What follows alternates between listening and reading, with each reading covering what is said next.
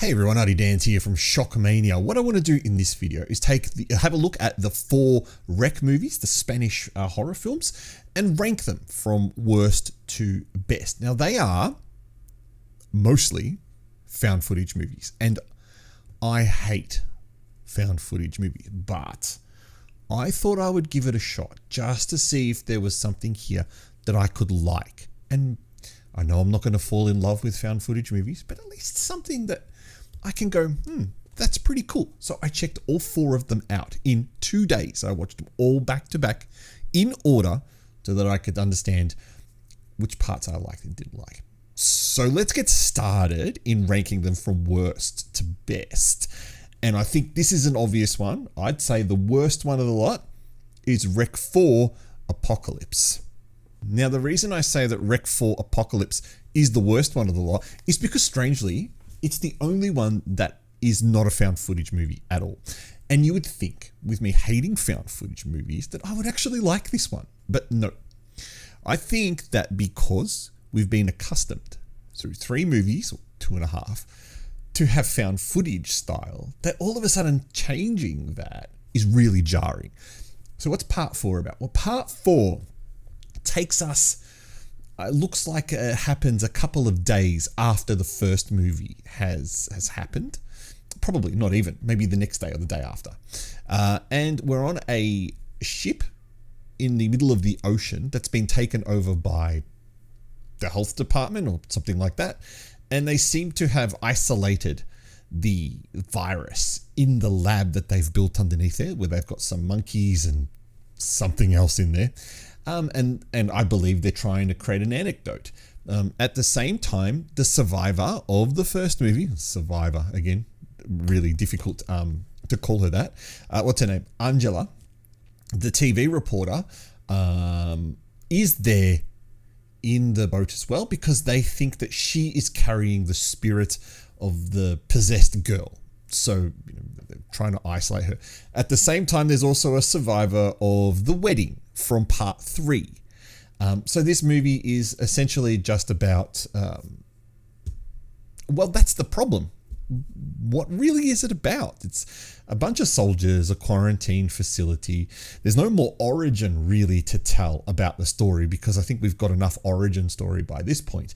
And it's essentially it ends with a red herring where, Angela doesn't even have that spirit in her. It had already been passed on to someone else before Angela had even taken aboard the ship, which again also didn't make sense because that meant that the ghost spirit, whatever it is, demon, only spent a few hours not even in Angela's body. I don't like this one at all. There's less horror, more action. And far more action. It suffers the same problem that a lot of horror movies suffer when they start to get 3 or 4 sequels deep. They just go for lots of killing, lots of death, lots of really confusing storylines, bringing back a character from the first movie to kind of get the audiences to watch it again because clearly part 3 wasn't a big audience film. And in the end, nothing really works. And thankfully, that was made in what was it, 2014? So a good 10 years ago. Thankfully, there have been no REC movies since then. So clearly the producers have got the idea, we might have goofed up with this one. That's enough. So anyway, if I was to rate that, I would give that 2 ghosts out of 5. Now, the third worst film, or maybe the second worst film, third best film in the series is REC 3, Genesis. Now, this is a film that starts off in a found footage style at the wedding of our 2 characters. What's their names? I can't remember their names, but they're pretty cool names. Coldo and Clara. Sorry, I just had to look it up. Coldo and Clara. So it starts off at their wedding. Now, there's a couple of different found footage cameras in this one. We've got Coldo's nephew is doing something. There's also Clara's sister, who appears to be filming for all of about a minute at the start. And then I'm not actually sure that it shows any of it, but there's also a filmmaker from Filmax Films, who's the company behind the movie, who's also shooting footage as well for, the wedding video. But I'm not actually so sure that any of that guy's footage makes it through to the movie. I'm pretty sure it does. But anyway, what I don't like about this film is that all of a sudden it just ditches the found footage premise about 30 minutes in.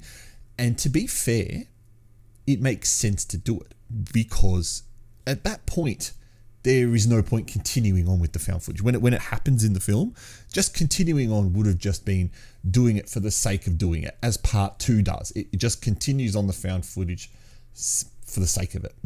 Completely unnecessary. And this time they've gone for the cinematic approach, where, you've got your setup cameras and your setup shots. But again, it just turns moderately action-y. So part 3 is set on the same day as part 2, or part 1. And that's the thing. So part 1 is actually, this is where we need to be confused. I think actually part 3 is set the day after part 1, because part 1 is set at night time. This is set during the day. So it would happen in US. It would happen the next day, because there is also a TV broadcast about what's happening on the television. It also links back to part 1 very easily by the dog bite and the uncle of Koldo being the vet of the dog from the first movie who carried the original bite that caused everyone to go nuts. The found footage stuff is okay.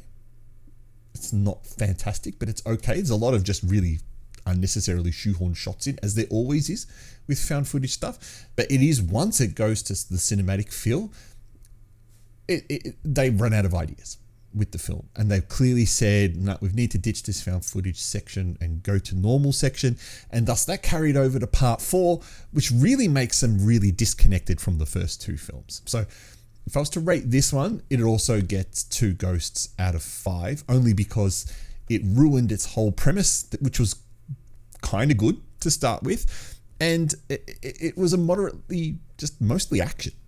Now, the third worst film, second best film, is actually Rec 2. So in the end, these are kind of getting done in opposite order of how they were released. Now, Rec 2 is your typical Halloween 2 sequel. It follows directly after the end of the first movie, whereas Halloween 2 at least still followed Laurie Strode and what was happening that night. This one takes a different approach by following a SWAT crew that goes into the building to try and rescue the remaining people that are already in there. Or are they going out to clear it out? I can't actually really remember what their mission was. Now, hilariously, in part 1, they called the cameraman Pablo. In part 2, they're calling the guy that all the footage comes from, Rosso, by his last name. That's actually the same guy. Pablo Rosso is the cinematographer for all 3 or 4 of the movies, and clearly he had roles in part 1 and 2, and using his real name, which I thought was great.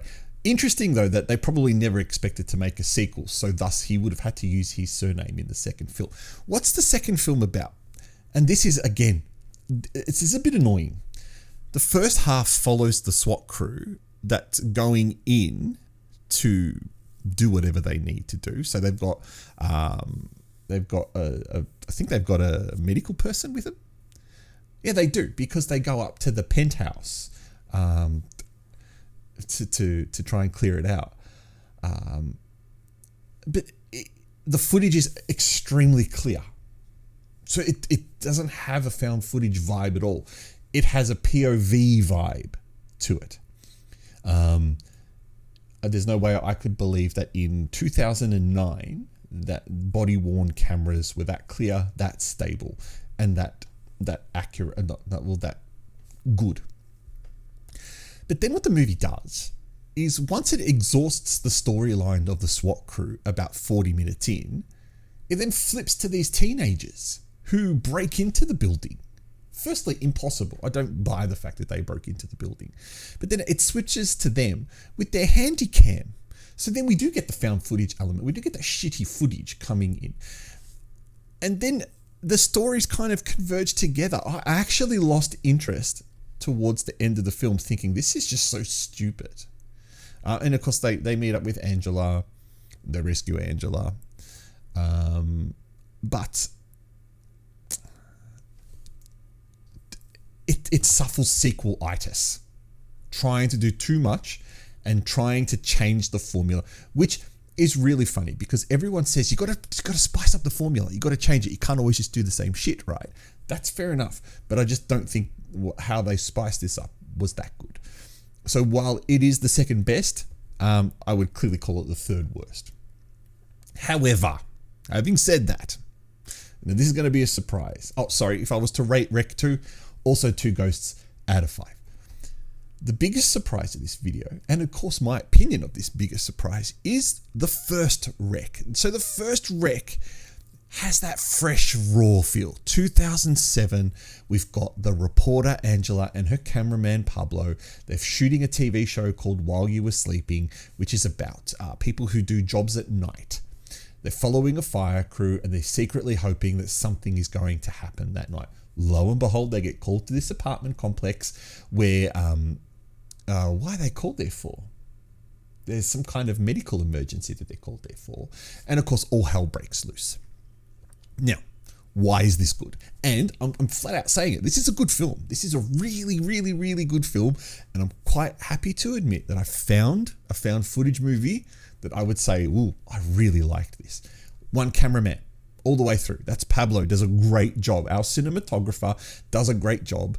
And the footage looks like found footage.